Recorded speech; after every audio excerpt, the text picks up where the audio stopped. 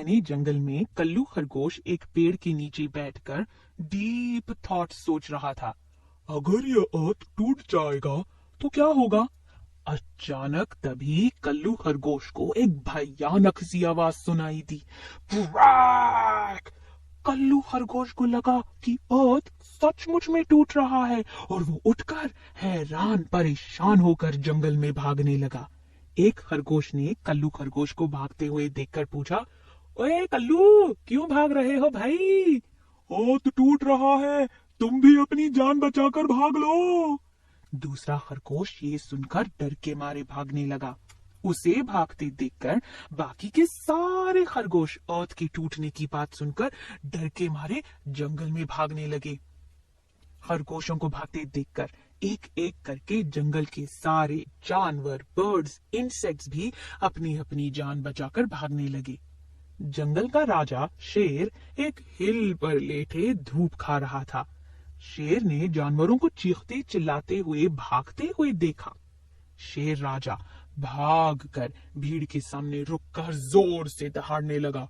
रुक जाओ! सारे जानवर शेर के दहाड़ने पर रुक गए। कहाँ भाग रहे हो सबके सब?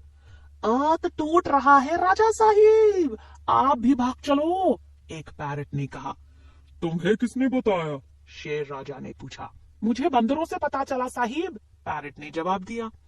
जब बंदरों से पूछा गया तब पता चला कि उन्हें अर्थ के टूटने की बात हिरणों से पता चली और हिरणों को हाथियों से, हाथियों को टाइगर्स से और टाइगर्स को भेड़ियों से।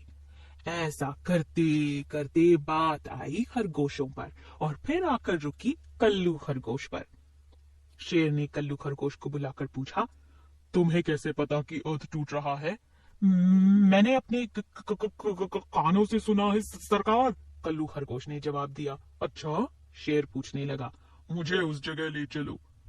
कल्लू खरगोश शेर को उस पेड़ के पास ले गया जिसके नीचे वो कुछ घंटों पहले लेटा हुआ था।